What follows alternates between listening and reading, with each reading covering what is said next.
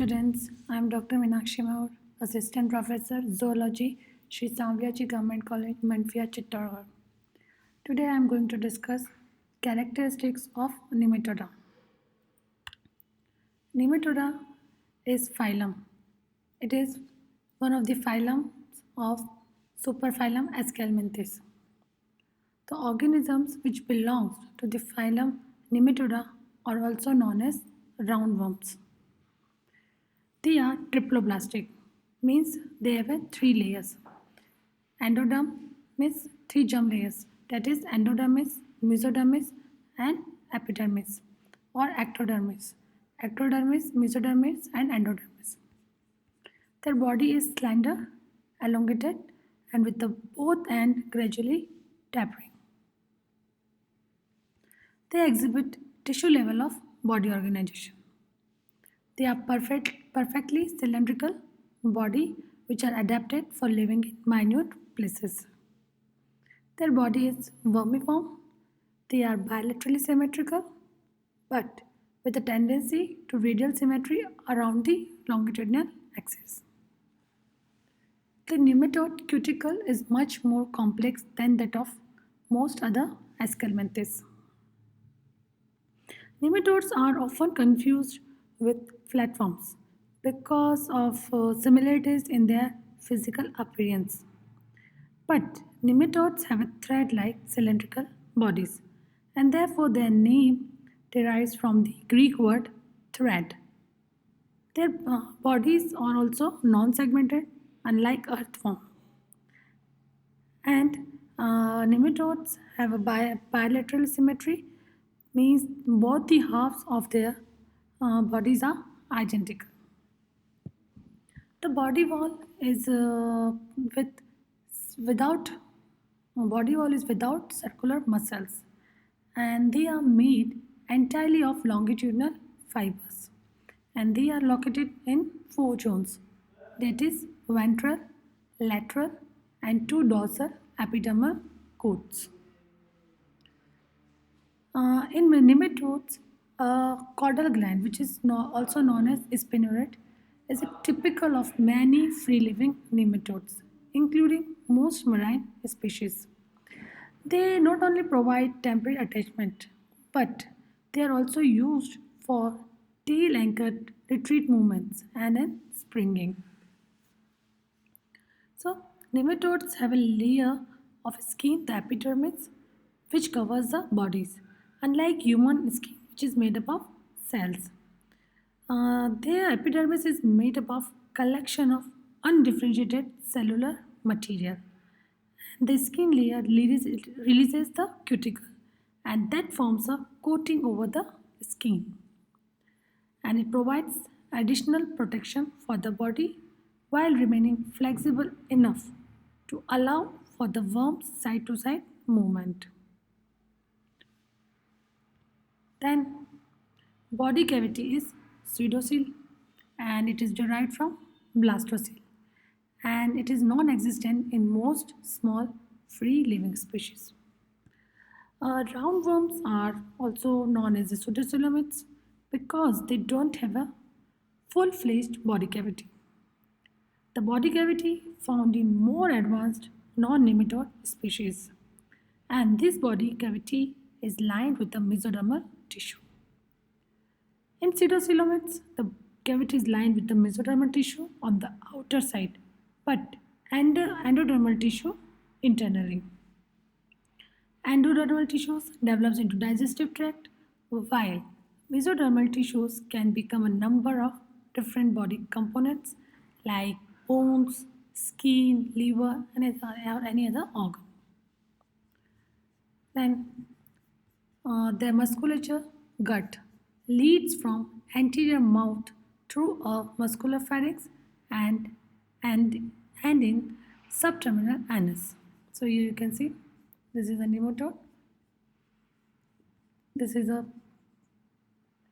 esophagus, here intestine, and here anus.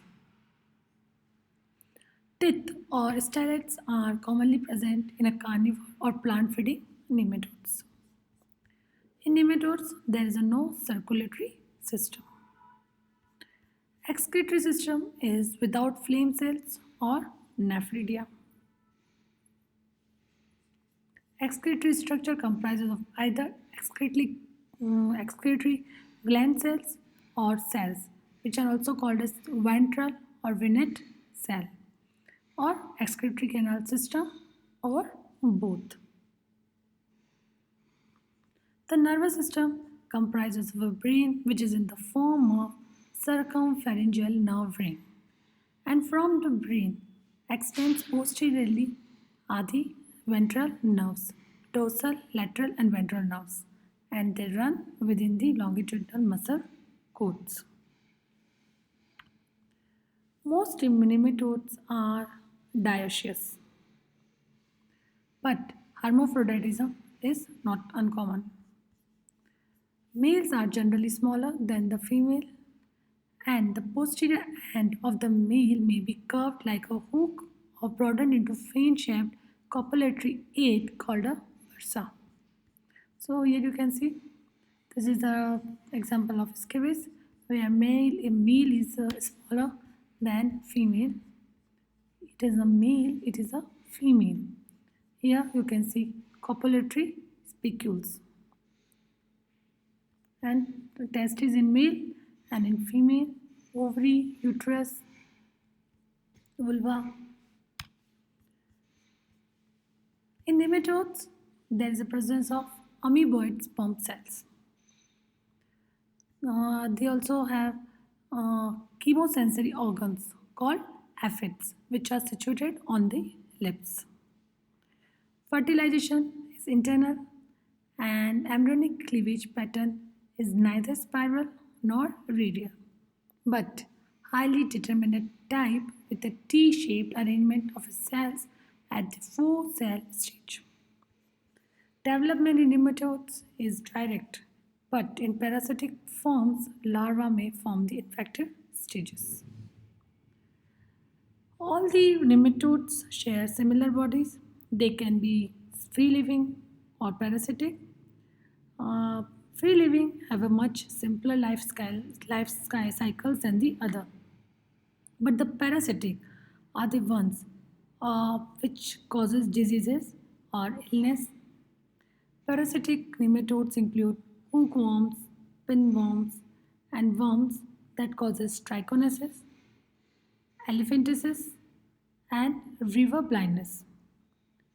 Many parasitic nematodes are capable of cryptobiosis. Cryptobiosis allows the nematode to go into the state of extreme hibernation, in which it is essentially dead but can come back to the life when the environment is more favorable. Because of this ability, these nematodes can survive in many extreme environments. So, uh, this is about nematodes. In today's lecture, I discussed characteristics of nematode, where I explained that they are also known as roundworms. They are triploblastic, cylindrically shaped vermiform body. Their cuticle is more complex.